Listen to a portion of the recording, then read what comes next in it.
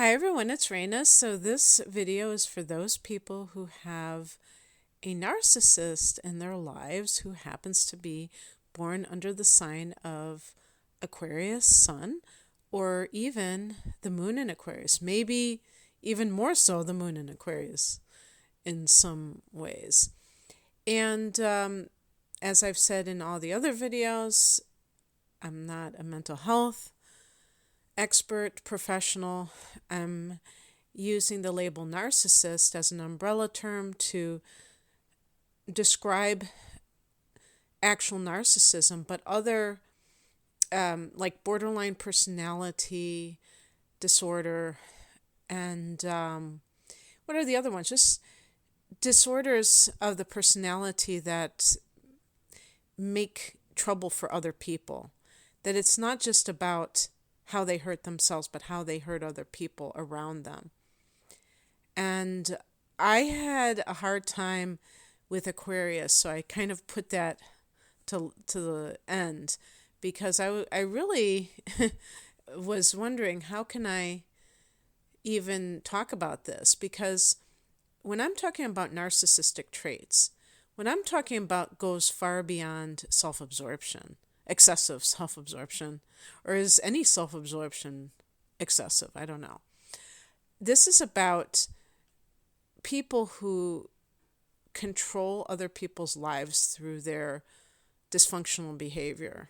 And this, in some cases, I'm just talking about in general now with narcissists, if they have a position of authority. So, for instance, a parent or a boss, where we'll just call it the victim, the target of this abuse, is dependent on this person for, paying their bills or just being alive as a child. And the child doesn't have that same kind of perspective, life perspective at that point, where they know that for sure this is aberrant behavior. They may have a clue that something isn't right, especially if they go to their friend's house and they see how other parents deal with their children. They may start to get a little bit, dawns on them at some point that something isn't right in their household.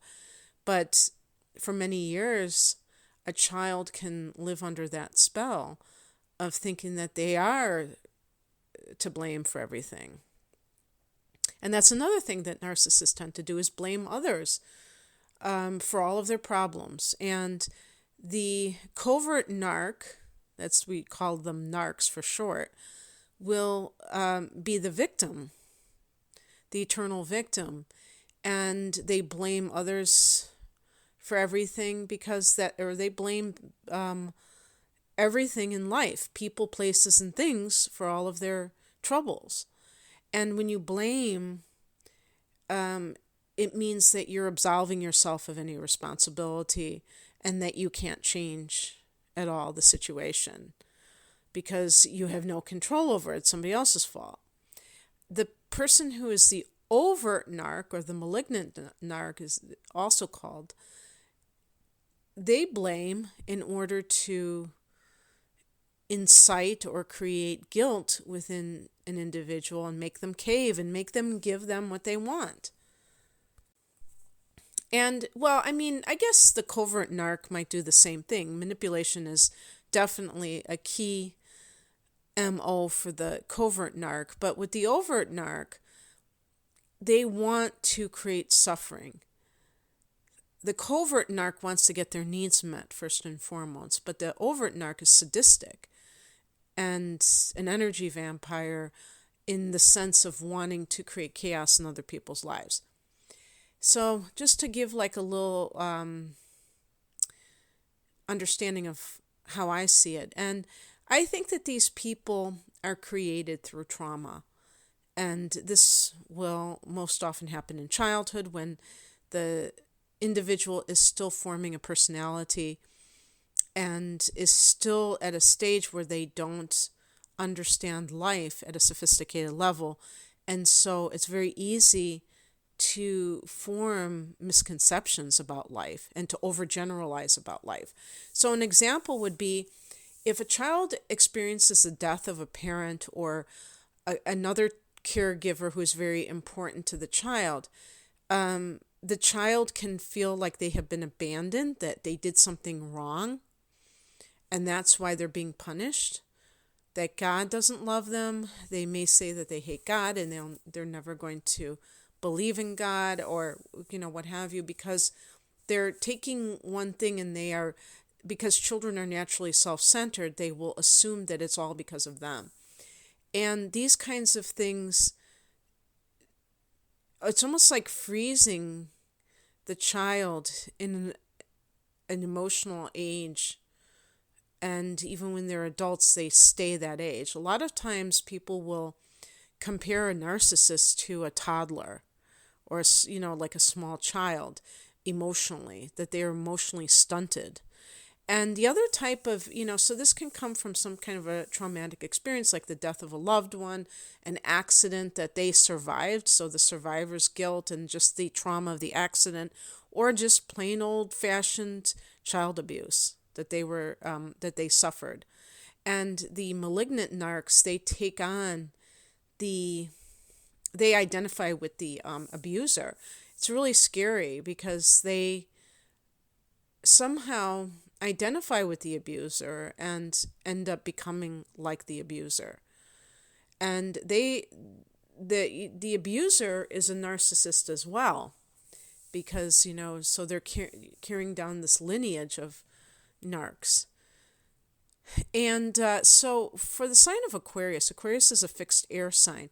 Air signs can be, I was thinking with Aquarius, I was thinking of the King of Swords reversed.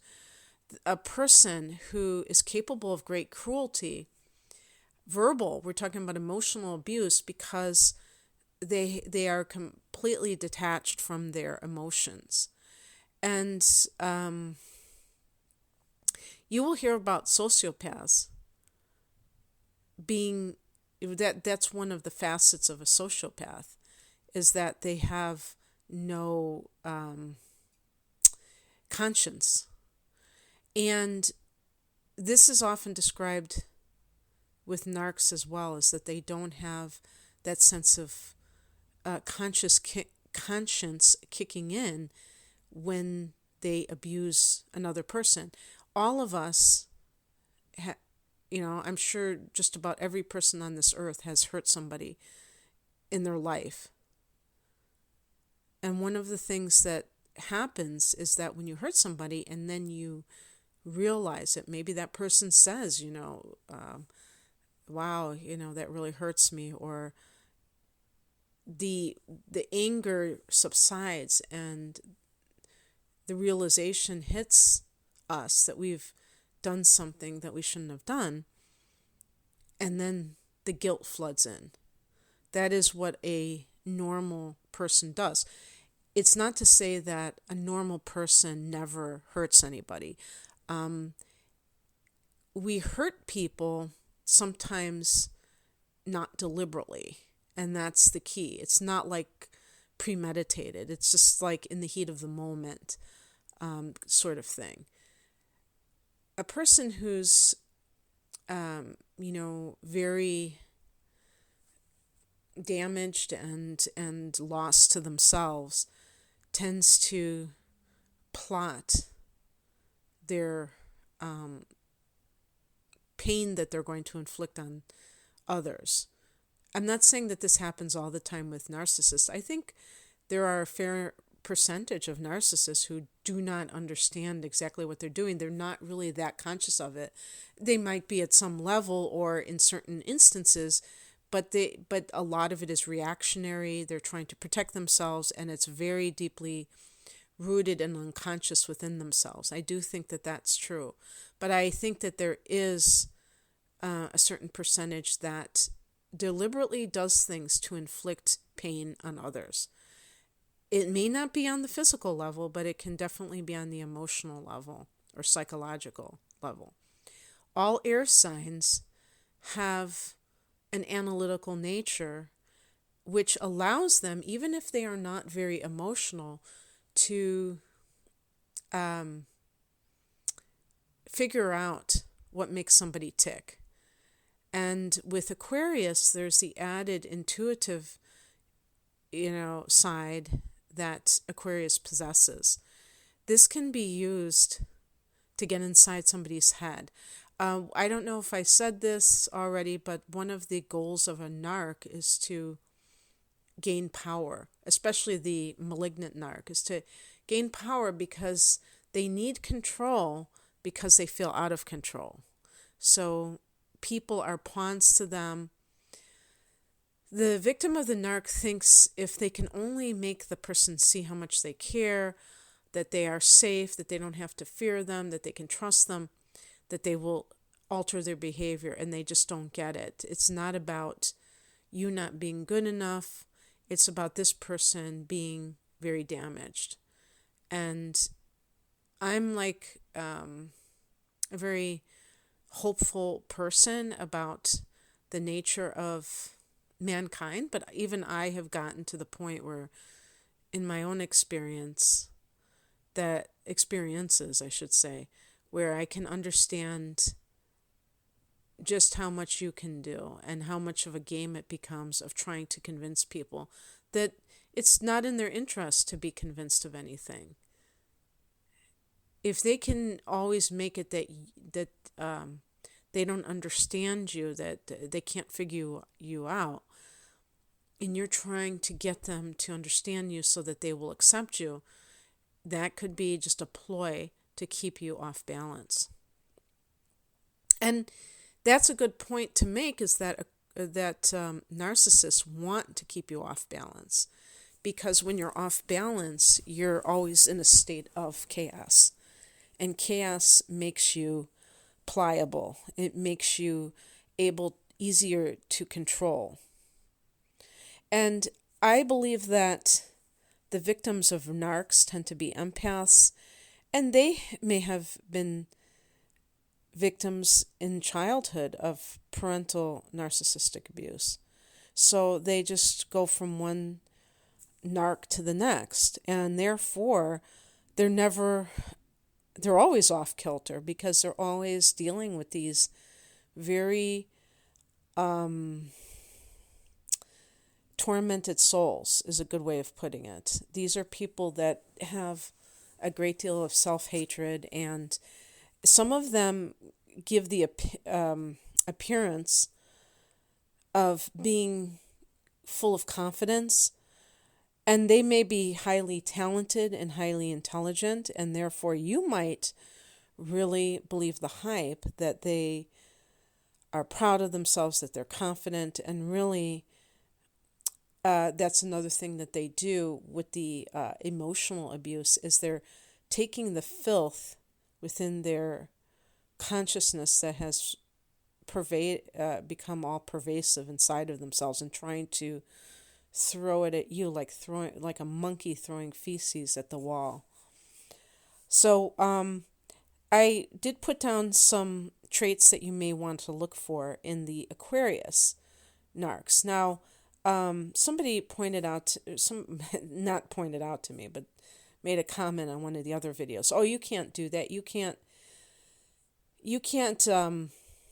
get specific with each sun sign, or maybe moon sign even, and do that. And they never explained why you can't. Of course you can, because I just did.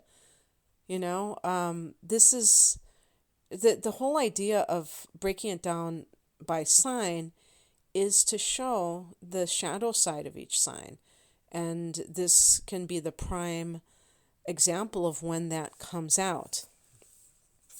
In a lot of ways, the moon sign may be even more so the case, as somebody mentioned to me in one of the comments, and I said to myself, yeah, I think that they might be right. One of the things I wrote down has to do with the emotional nature. Aquarius as a sign, and with the moon we can really see this in a pronounced way, can be emotionally unpredictable. I'm talking specifically for the moon in Aquarius, although with the sun in Aquarius, it may be behavior that is exhibited that you can't, this is something, that's why I say it's crazy making, because they can just flip the script, in a moment's notice, and you never see it coming.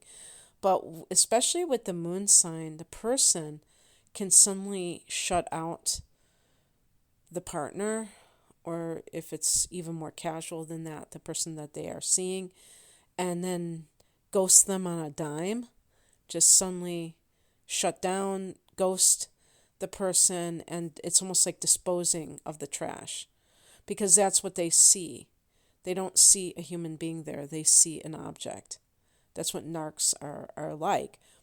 Why do they turn cold? Well, we don't know from case to case, but I would say in general, if the other person was just was behaving in a normal way and wasn't being too kind of clingy or obsessive themselves, then this person may actually have had feelings for them.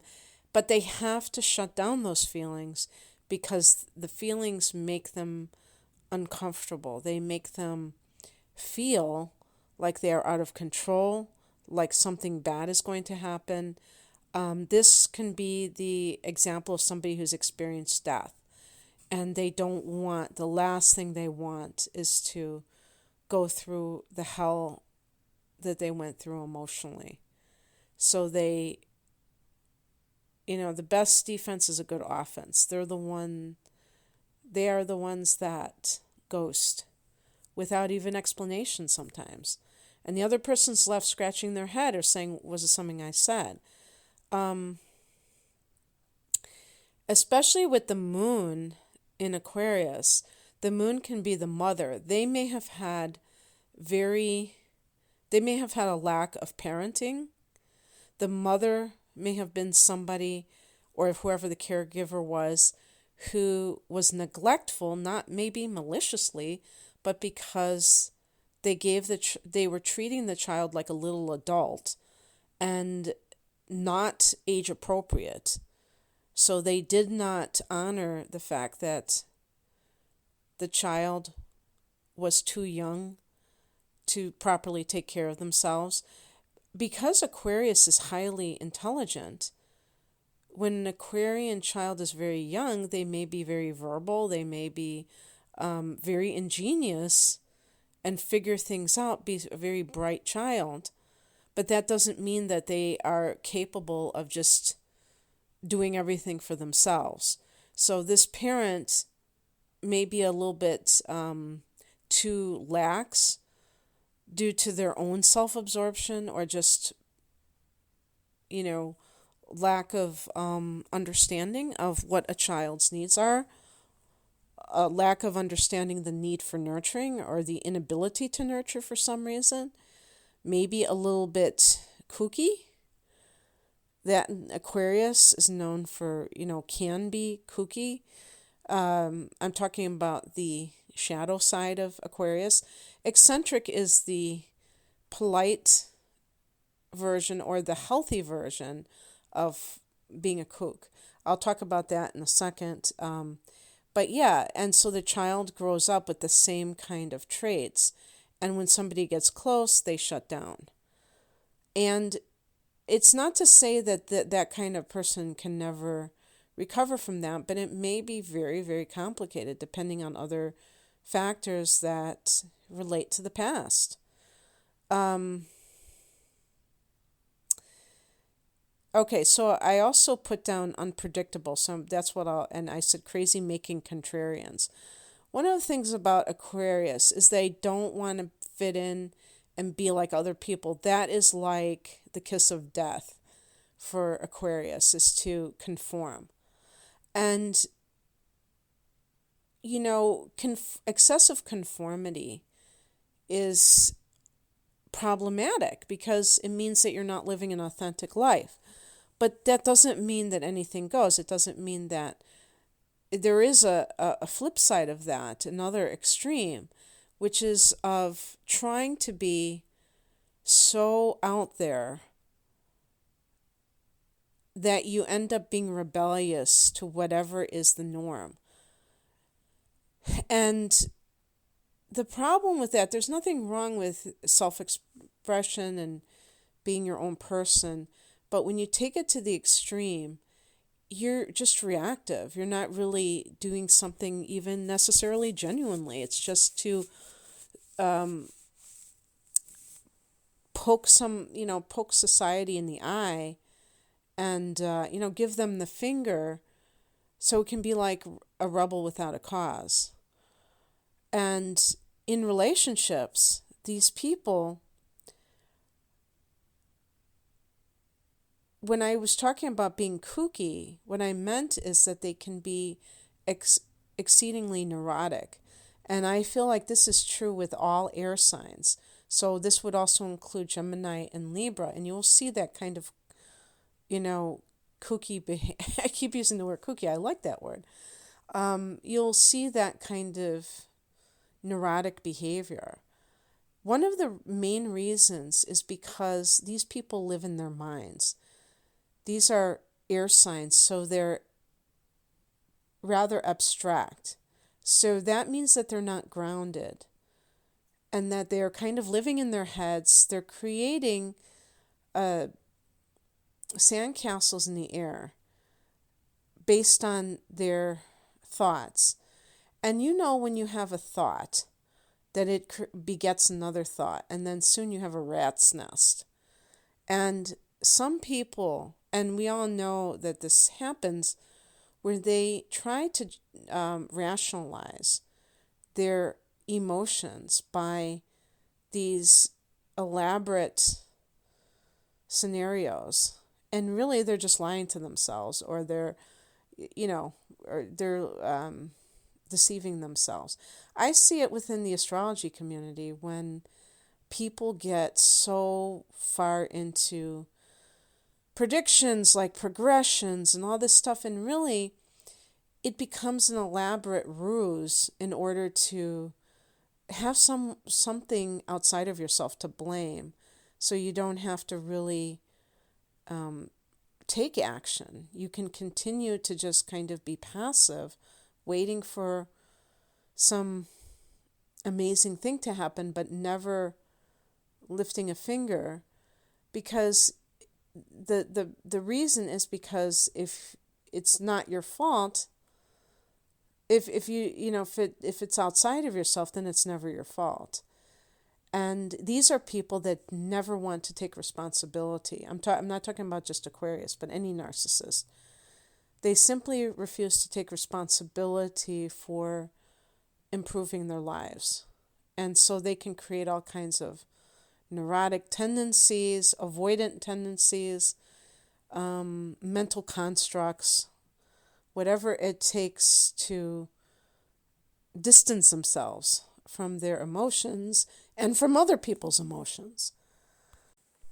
So this is the kind of person who can actually go to therapy or even like marriage counseling and convince the counselor that their partner is the evil one. And they can do it through their mental manipulations. And they might even fool a counselor or two. Another thing I wrote is know-it-alls, because Aquarius is an intelligent sign, but they can be very arrogant about that intelligence and try to force-feed you their ideas and act like they know everything. And some people are very susceptible to following others. And so if somebody tells them certain things and they sound reasonable, they may believe them, only to find out that this person, pulled them out of their butt. I mean, that they just decided, or even if there's some grain of truth in something, they're going to,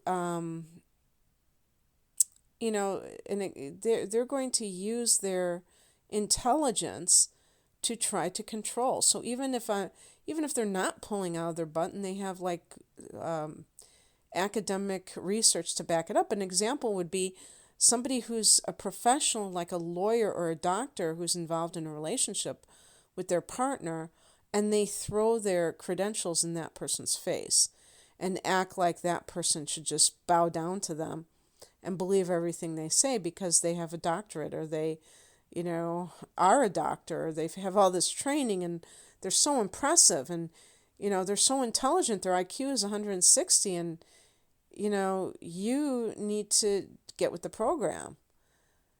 Again, trying to make themselves, elevate themselves, and make themselves seem all-knowing. You know what I just realized, too? This could be like a cult leader who manipulates their flock, or the followers, into certain things, and they have a certain... they might have a charisma, but they also may have a great way of speaking. They may have like a very eloquent speaking voice or mannerisms that make them seem more believable and credible. And that person who may have the hallmarks of a covert narc, where they have a tendency to be a follower and not think for themselves, they may fall for it. They may believe that this person has some kind of special authority. And as a result, they kind of give up their critical thinking. And so these people can manipulate others with analytical ability to kind of get inside somebody else's head and know what makes them tick, but also just by their general high intellect. And like I said, because they are air signs, they may have excessive detachment. Again, this is going to depend. If the moon is in Aquarius, the sun can be in any sign, and therefore even the personal planets. But if we're talking about the sun in Aquarius, they may have other inner planets in Aquarius as well. And yet, for some Aquarians, they may have Pisces inner planets, and they may be very sensitive. We're not talking about all of the permutations. We're talking about the classic Aquarius persona and how that informs their how they deal with other people. So these kinds of people can create a lot of mental abuse with those close to them, and if that person is already weakened, this can just put them, just completely disable them emotionally, so that they kind of like begin to go downhill. They start to, think badly about themselves. Their self-esteem really suffers when they are in constant contact with this type of person. So it's not benign by any stretch of the imagination. It can be very destructive. And sometimes, like I said, if they are kind of kooky, you may not even understand like what is their angle, why are they doing what they're doing, because it may be very convoluted inside of their heads. All you know is that they seem crazy to you. And maybe not out of control crazy, like somebody who is just a rageaholic, but perplexing kind of crazy. Like somebody who does things that you cannot figure out what they're doing, and it keeps you off kilter, trying to figure out what this person's angle is. Why did they say that? Why did they do that? And like I said, this may be kind of organic, where they're not deliberately trying to do this. It just comes natural to them. and it's a defense mechanism. So if you're in this type of relationship, with a parent-child relationship, you may not be living with them, and you may be able, if they're not directly insulting, to have some semblance of contact. You may just have to have a bit of geographical distance if you find that sometimes they're too emotionally, I don't want to say the word demanding, but I'm talking about the narc. If you go low contact and you see them maybe a couple times a year or talk to them a few times a year, if you are left with a lot of negativity after that contact, where it lasts for days or weeks, then you have to really, think about that.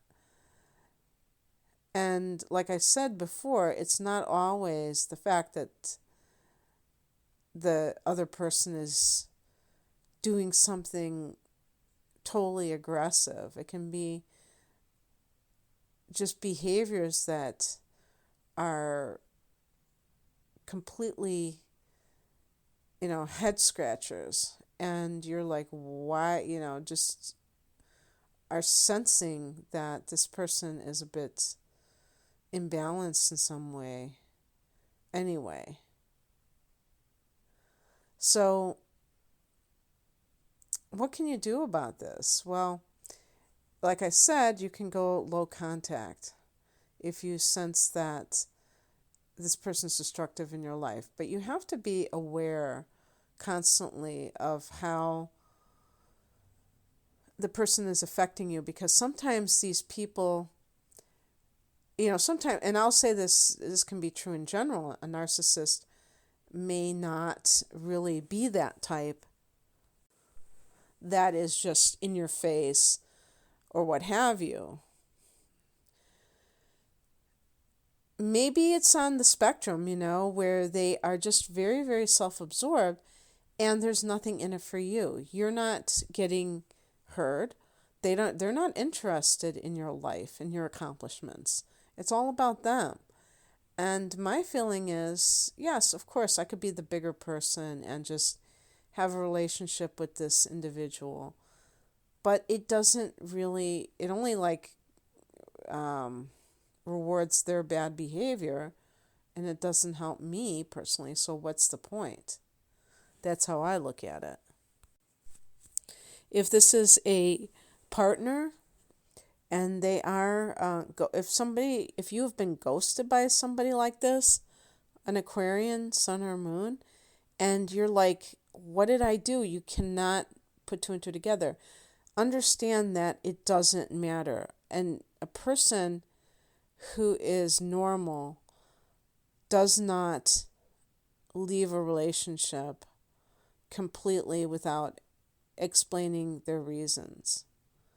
So if you've been in, maybe it wasn't like a totally, committed relationship, and in that case, that would be a different story.